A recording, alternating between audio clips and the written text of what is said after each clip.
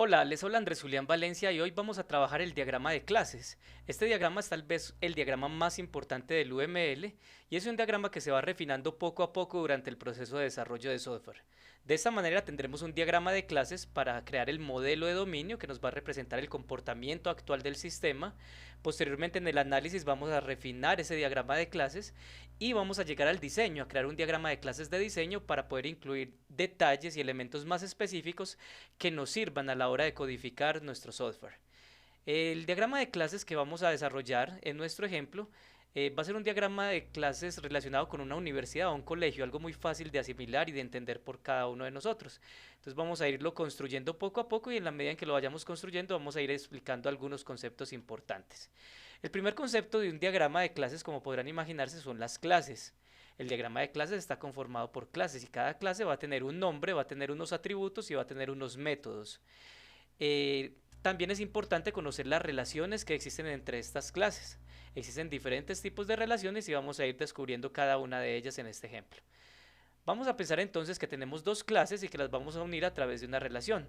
La primera clase va a ser la clase estudiante y otra clase puede ser la clase asignatura. Es importante entonces que mencionemos que en el modelo de dominio sabemos que un estudiante registra asignaturas. Entonces vamos a utilizar la relación para unir esas dos clases. En este caso vamos a utilizar una relación de asociación. Esta relación va a tener un nombre, le voy a poner como nombre registra, y vamos a ver los diferentes elementos que tiene una asociación. Entonces una asociación tiene un nombre. En el caso de nosotros, de este ejemplo, estamos trabajando con el registra, o sea, un estudiante registra asignaturas, tiene una navegabilidad, que es el sentido de la flecha, lo cual nos indica en qué sentido debemos leer la relación, y tiene multiplicidad, que está representado en este caso por estos asteriscos. La multiplicidad nos indica cuántas instancias de una clase pueden relacionarse con instancias de otra clase. En este caso podemos pensar que el estudiante Juan se registra en la asignatura de matemáticas y en la asignatura de lenguaje. Por lo tanto, un estudiante se puede registrar en varias asignaturas y eso se representa mediante este asterisco. Si lo miramos en el lado contrario, en una asignatura como la asignatura de matemáticas se puede registrar el estudiante Juan y el estudiante Carlos. Por lo tanto, en una asignatura se registran varios estudiantes, lo cual representamos mediante un asterisco. Otra relación que es importante es la relación de agregación. Para una relación de agregación tenemos una clase que me va a representar el todo y otra clase que me va a representar las partes de ese todo. Podemos leer una relación de agregación siempre como algo que contiene elementos de otra clase. Por ejemplo, en este caso podemos decir que un grupo está conformado por estudiantes o que en un grupo existen un conjunto de estudiantes. Esa relación de existencia o de contenido se representa mediante esta relación, la cual termina en un rombo apuntando hacia la clase que me representa el todo, siempre. Podemos incluir también la multiplicidad diciendo que en un grupo van a pertenecer por lo menos un estudiante y pueden haber muchos. La multiplicidad realmente puede ser muy flexible. Yo podría decir que en un grupo, si esa es la información que poseo del sistema, siempre van a existir 25 estudiantes, lo cual lo representaría de esta manera. O podría decir que en un grupo como mínimo deben existir 10 estudiantes y como máximo pueden existir 30 estudiantes, lo cual representaría de esta forma. Estas representaciones tan exactas no son muy comunes y normalmente lo que existen son representaciones un poco más flexibles, como por ejemplo, debe haber por lo menos un estudiante y puede haber cualquier cantidad de estudiantes adicionales. La siguiente relación que vamos a ver es la relación de composición. Para eso vamos a crear otra clase. Vamos a decir que una asignatura contiene temas. Por ejemplo, la asignatura de matemáticas tiene el tema de fraccionarios. La asignatura de lenguaje tiene el tema de verbos, tiene el tema de sustantivos, de frases, etcétera. Este tipo de relaciones se representa fácilmente como una relación de composición. La relación de composición es muy similar a una relación de agregación, con la diferencia que el rombo, en este caso, termina relleno. En estas relaciones de composición y de agregación no es necesario poner un nombre a la relación, porque ya el sentido del símbolo y el símbolo como tal nos da la semántica, nos indica qué es lo que quiere decir. En este caso nos está diciendo que una asignatura está compuesta por muchos temas. Entonces vamos a adicionar la multiplicidad y de esta manera ya quedaría suficientemente ilustrado ese concepto o ese significado, que una asignatura está compuesta por varios temas. ¿Cuál es la diferencia entre estas dos relaciones? En la relación de agregación, si esta clase que me representa el todo, la clase grupo, desaparece, no necesariamente desaparece el estudiante puede seguir existiendo, así no pertenezca a un grupo específico. En las relaciones de composición, si desaparece la clase que me representa el todo, automáticamente deben desaparecer también las instancias de estos objetos que me representan las partes de ese todo. Por ejemplo, si quitamos la asignatura de matemáticas dentro de la universidad, pues todos los temas que tengan que ver con matemáticas también van a desaparecer porque la asignatura dejará de existir y por lo tanto sus temas también dejarán de existir. La última relación que vamos a ver es una relación muy importante en la orientación a objetos y es la relación de generalización o de herencia. Para eso vamos a crear dos clases. Vamos a pensar que las asignaturas pueden ser de dos tipos. Puede ser una asignatura presencial o también puede ser una asignatura virtual. La información que yo le dé a la asignatura y el comportamiento que le dé a esta asignatura, que más adelante lo vamos a ver, va a ser heredado por estas dos clases cuando utilizamos el tipo de relación de generalización. La generalización se representa de esta manera, es una flecha, la cual va dirigida desde la subclase, que en este caso es la asignatura virtual, hacia la superclase, que en este caso estamos hablando que es la asignatura. Tampoco necesita nombre y con este símbolo estamos semánticamente indicando que una asignatura presencial es un tipo de asignatura y que una asignatura virtual es otro tipo de asignatura. Es muy importante y es muy eficiente este tipo de relaciones porque nos ayuda mucho a la reutilización del código de una manera fácil y de una manera fácil de mantener el código también. Para que estas relaciones de herencia o de generalización tengan sentido, se necesitan de dos elementos. Uno es que estas clases, estas subclases tengan sus propios atributos y de esa manera se diferencien de la superclase. O lo otro es que estas subclases tengan sus propias relaciones, relaciones que no sean para la clase principal, sino que sean para las diferentes subclases. De esa manera vale la pena tener una relación de generalización. En este caso vamos a irnos por esa segunda opción y vamos a crear una clase que se relacione con presencial. En este caso vamos a decir que esa clase la vamos a llamar salón, el salón donde se lleva a cabo esa clase presencial y vamos a utilizar una relación de asociación entre estas dos clases. Las relaciones de asociación pueden ser unidireccionales, como en este caso, se representan en una única dirección, o pueden ser bidireccionales cuando no tenemos una flecha. Vamos a colocarle un nombre a esta asociación, vamos a decir que una clase presencial se orienta en un determinado salón y en un determinado salón se orientan clases presenciales. La multiplicidad entonces nos va a decir acá que en el salón se orientan varias clases presenciales, lo cual vamos a representar con un asterisco. Y para este otro lado vamos a decir que una clase presencial, por ejemplo la clase de matemáticas o la asignatura de matemáticas que es presencial, se puede orientar en varios salones. Entonces sería esta la forma en que realizaríamos esta asociación. Vamos a crear otra asociación para la clase virtual.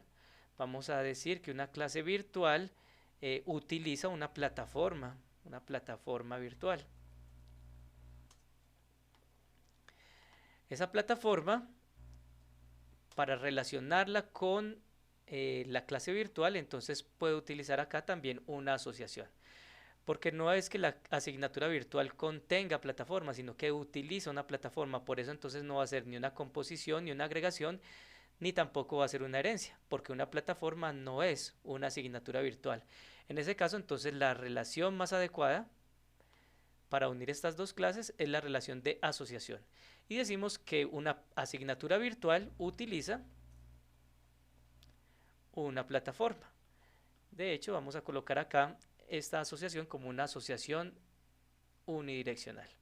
Desde virtual, que es la asignatura virtual, quien utiliza la plataforma. Entonces, una asignatura virtual utiliza, en este ejemplo, vamos a pensar que utiliza una única plataforma, y una plataforma es utilizada por varias asignaturas virtuales.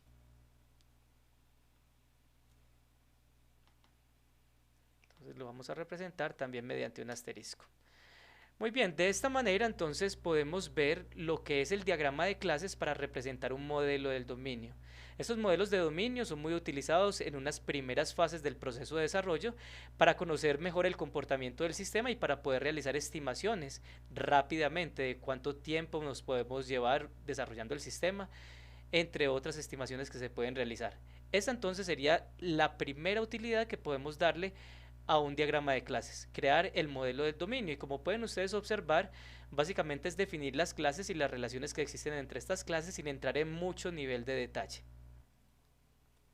Durante el análisis, el diagrama de clases se refina un poco, se le incluyen algunos otros elementos, se pueden incluir nuevas clases para ya ir comenzando a pensar en esa solución que vamos a dar a nuestro software o a nuestro sistema. Aquí vamos a comenzar a mirar entonces los elementos internos de una clase. Una clase tiene, además de su nombre, tiene atributos, que es lo que me va a indicar aquella información que la clase puede contener o que puede almacenar.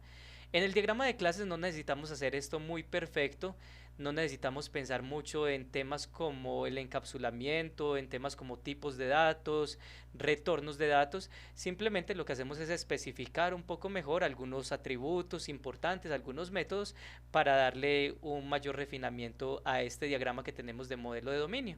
Y como les decía, podemos incluir otras clases adicionales si son necesarias.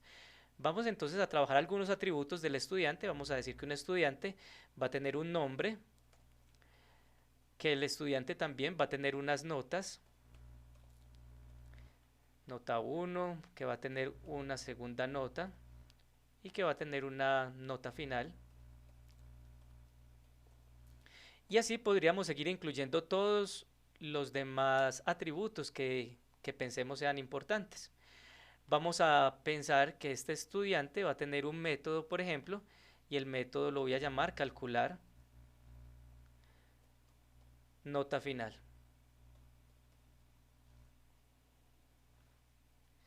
De esta manera entonces nuestro diagrama comienza a nutrirse con otros elementos y ya va formando parte o se va convirtiendo en un diagrama muy útil para el análisis del sistema de información. Vamos a continuar incluyendo los otros elementos en el diagrama de clases del análisis. Bien, este sería el ejemplo del diagrama de clases de análisis terminado. Como podemos observar, se incluyen algunos atributos, algunos métodos. La información de los atributos no incluye tipos de datos, no se incluyen tipos de retornos, parámetros en los métodos, no se incluye mayor información de detalle, simplemente se incluyen algunos atributos claves y algunos métodos claves, como en el caso de la clase presencial, modificar horario, en el caso de estudiante, calcular la nota final, etcétera. Pero este es aproximadamente el nivel de detalle que se requiere para un diagrama de clases de análisis. Bien, ahora vamos a pasar al diagrama de clases de diseño. El diagrama de clases de diseño tiene que ser muy bien refinado y estructurado porque cada elemento del diseño se va a convertir o va a tener una repercusión en el código del programa. De esta manera, tenemos que analizar si debemos incluir más clases, si tenemos que corregir algunos errores o algunas apreciaciones, si tenemos que incluir los tipos de datos, los parámetros, los tipos de retorno, etcétera. Vamos a comenzar entonces a refinar este diagrama para convertirlo en un diagrama de clases de diseño. Lo primero que podemos observar acá es que aunque este diagrama, para hacer un diagrama de análisis, podría estar bien, en el caso del diseño, nos damos cuenta que esos atributos, nota 1, nota 2 y nota final, no deberían pertenecer al estudiante. Porque si yo tengo al estudiante Juan con una nota de 5, por ejemplo, no voy a poder saber esa nota de 5 a qué asignatura corresponde. Entonces la nota no es una nota que le pertenezca al estudiante, ni es una nota de una asignatura, porque entonces tendría la asignatura de matemáticas con una nota de 5, pero no sabría a qué estudiante pertenece esa nota. Por lo tanto, cuando tenemos atributos que no pertenecen ni a una clase ni a la otra, sino que pertenecen más bien a esa asociación entre esas dos clases, esos atributos se pueden poner dentro de una clase especial que se denominan las clases de asociación o clases asociativas. En este caso vamos a tomar una clase asociativa y vamos a ponerla como una clase a partir de la relación entre el estudiante y la asignatura. Como podemos ver, entonces se crea una clase que depende de la relación, le puedo poner el nombre a esa clase, vamos a llamarla registro, y esta clase como tal ya puede tener atributos.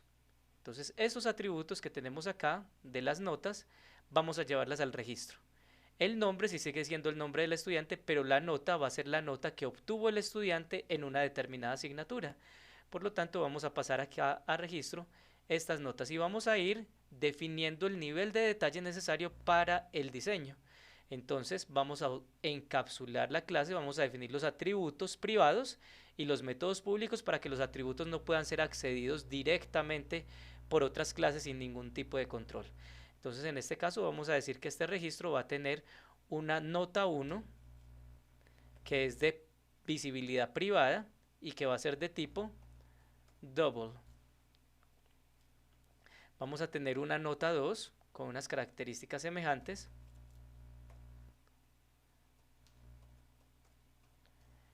Y vamos a tener una nota final, también privada, y de tipo double también. Ok. Ahora vamos a pensar en métodos. Vamos a definir acá el método de calcular nota final. Entonces eso va a ser un método público que lo representamos con el signo más. El nombre del método, primero el tipo de retorno que nos va a retornar. Digamos que este método no nos va a retornar nada. El nombre del método, calcular nota final, y no va a recibir ningún parámetro. Simplemente va a trabajar con las dos notas para calcular la nota final.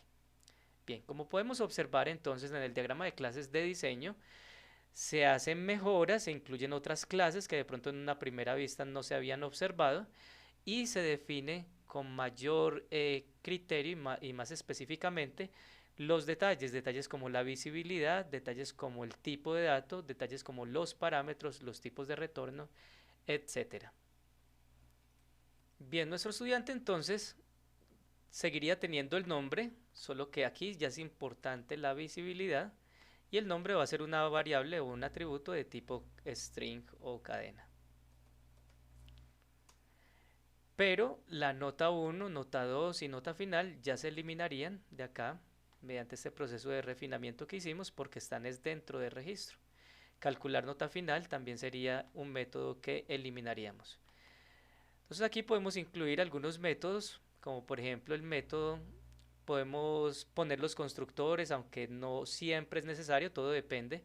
Si son constructores específicos o si es un constructor vacío, pues no hay necesidad de ponerlo.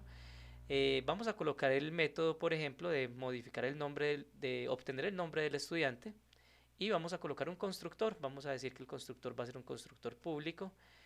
El constructor no tiene ningún tipo de retorno. Se debe llamar como se llama la clase. Y vamos a decir que este constructor va a recibir una variable n que me va a representar el nombre del estudiante y va a ser de tipo string. Entonces, mediante el constructor vamos a poder saber cómo se llama el estudiante y vamos a incluir un método que me retorne el nombre del estudiante. Entonces, ese método va a ser un método público, el cual me va a retornar un string se va a llamar obtener nombre y no va a recibir ningún parámetro, simplemente me va a devolver el nombre de ese estudiante. De esta manera, si yo tuviera más atributos, podría tener más métodos asociados a esos atributos. ¿Qué pasa con la clase grupo? La clase grupo, como forma parte de una relación de agregación, entonces ya este símbolo o esta relación me está representando que el grupo va a contener dentro de sus atributos a un conjunto de estudiantes. Por lo tanto, al contener un conjunto de estudiantes, las operaciones que puedo realizar en el grupo se me amplían. No solamente va a poder realizar operaciones respecto a estos dos atributos, al código y al nombre del grupo, sino respecto a ese conjunto de estudiantes. Vamos a utilizar esa información para refinar esta clase grupo. Entonces, tenemos el atributo código, que va a ser un atributo de tipo entero, por ejemplo. Tenemos el atributo nombre, nombre del grupo, que va a ser con visibilidad privada y va a tener un tipo de dato string.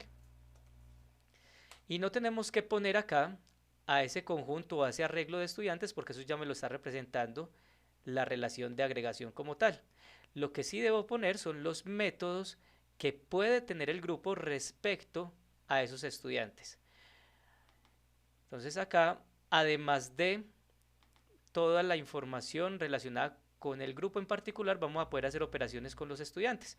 Vamos a poder hacer una operación, por ejemplo, que sea la operación de agregar estudiantes al grupo. Entonces esa operación va a ser una operación que no va a retornar nada. La vamos a llamar agregar estudiante. Y esa operación o ese método me va a recibir un objeto de tipo estudiante. Entonces lo voy a llamar est y va a ser de tipo estudiante. Cuando se invoca ese método, entonces le vamos a enviar un objeto de la clase estudiante y ese objeto de la clase estudiante va a ser agregado dentro del listado de estudiantes que yo tengo en el grupo. También podríamos incluir otro método que me devuelva la información de los estudiantes. Entonces ese sería un método público que lo que haría sería retornarme un arreglo de estudiantes. Entonces lo vamos a llamar estudiante, corchetes para representar que es un arreglo lo que me está devolviendo el método. Al método lo vamos a llamar retornar estudiantes y este método no va a recibir nada, me va a devolver ese listado de estudiantes que posee el grupo. Vamos a colocar un último método a manera de ejemplo. Vamos a pensar que es el método listar estudiantes. Vamos a llamarlo mostrar información estudiantes.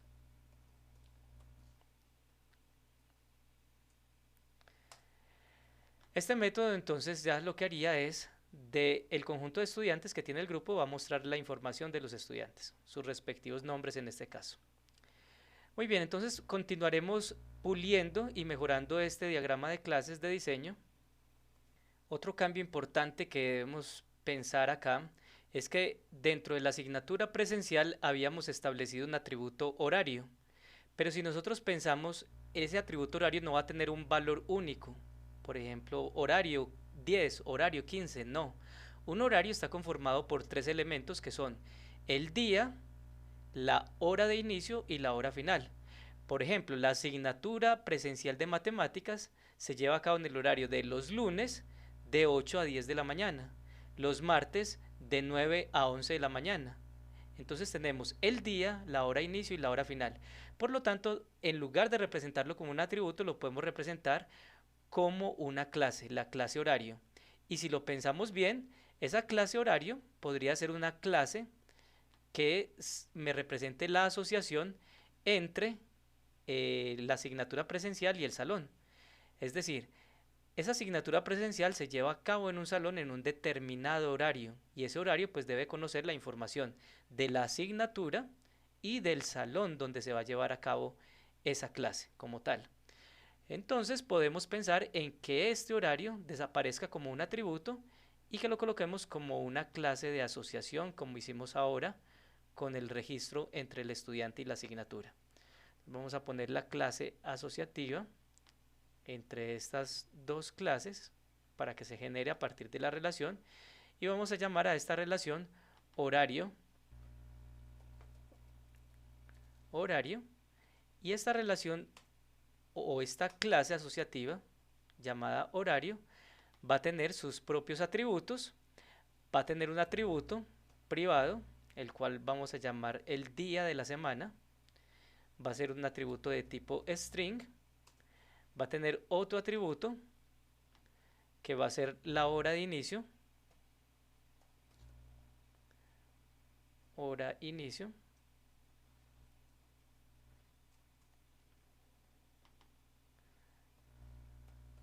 Hora inicio, que va a ser de tipo entero, a las 8, a las 9, etcétera. Y vamos a tener otro atributo que va a ser hora fin,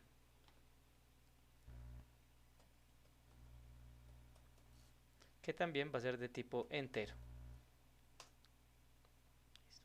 Vamos a construir los métodos de este horario y vamos a hacer las modificaciones en cada una de estas clases, incluyendo todos los detalles que son necesarios dentro del diseño.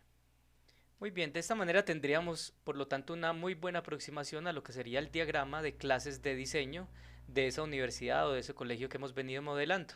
El estudiante entonces le hemos incluido otro atributo que es la fecha de nacimiento. Acá vemos cómo podemos definir los constructores del estudiante, los métodos getters y setters, o sea, métodos que obtienen el nombre o que obtienen la fecha de nacimiento, que asignan un nombre o que asignan la fecha de nacimiento. Vemos acá una clase de asociación a la cual hemos cambiado el nombre, la hemos llamado calificación. Entonces la calificación obtenida por un estudiante en una determinada asignatura, donde va a tener una nota 1, nota 2, una nota final, y vamos a poder asignar las notas, vamos a poder calcular las notas, vamos a poder obtener las notas.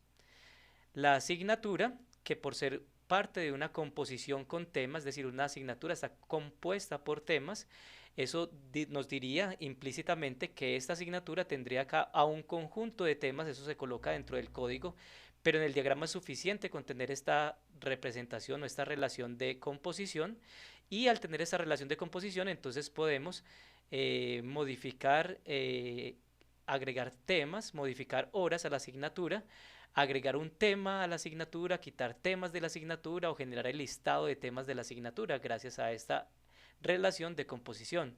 Tenemos por otro lado la relación de herencia con la asignatura virtual, con sus propios atributos y métodos, tipos de datos, tipos de retornos, etcétera. Aquí está relacionado con otra clase, que es la clase plataforma, de igual manera. Y tenemos la asignatura presencial, la cual está relacionada con un salón donde se orienta esa asignatura presencial, pero a esa relación, que inicialmente era una relación de asociación, se generó también una clase asociativa, y esta clase asociativa pues tiene sus propios atributos. El horario tiene un día, una hora de inicio, una hora final, y podemos construir un horario, podemos obtener el día, obtener la hora de inicio, obtener la hora final, y eso entonces sería esa clase asociativa que se genera de estas dos clases. Tenemos la clase grupo, que al ser una clase que forma parte de una agregación, entonces va a contener a un conjunto de estudiantes donde puedo matricular al estudiante, puedo retornar la información de los estudiantes o puedo mostrar todos los datos de los estudiantes de este grupo. De esta manera entonces nos damos cuenta que el diagrama de clases de diseño se refina, se vuelve más específico, más detallado, incluye elementos como tipos de datos, tipos de retornos, parámetros, etcétera, y es un diagrama que perfectamente yo ya puedo pasar y convertirlo en código. Ahora, el diagrama de clases también podría incluir otros elementos adicionales. Si nosotros, por ejemplo, queremos aplicar patrones de diseño, esto daría que este diagrama siguiera creciendo, incorporáramos otras clases, normalmente clases abstractas o interfaces, para generar soluciones a problemas recurrentes del desarrollo de software, lo cual va a apuntar más que todo a mejorar la calidad o el desempeño en el desarrollo de software, lo cual va a ser muy importante para cumplir con requerimientos no funcionales. Y si aplicamos arquitectura, estos diagramas también podrían crecer más, incluyendo clases que tengan que ver con las diferentes capas del desarrollo de software. Clases que tengan que ver con la capa de presentación, por ejemplo, o con la capa de datos, etcétera. Por ahora tenemos una muy buena aproximación a lo que es un diagrama de clases de diseño. Entonces recordemos que hoy vimos los elementos más importantes de un diagrama, los diferentes tipos de relaciones que existen en un diagrama de clases y las diferencias entre las etapas de esos diagramas. Cuando tenemos una primera etapa donde tenemos un diagrama relacionado con el modelo de dominio, para mirar de una manera muy general cuál es el comportamiento de un sistema, cuáles son sus principales clases y relaciones. Tenemos un diagrama de clases del análisis donde se incorporan otros elementos para empezar a analizar y buscar una solución, y tenemos ya un diagrama de diseño como este que vemos en pantalla, donde ya es mucho más específico, mucho más detallado y mucho más refinado para convertir finalmente este diagrama en código de programación. Espero haya sido de utilidad este video, muchas gracias por verlo y hasta una próxima oportunidad.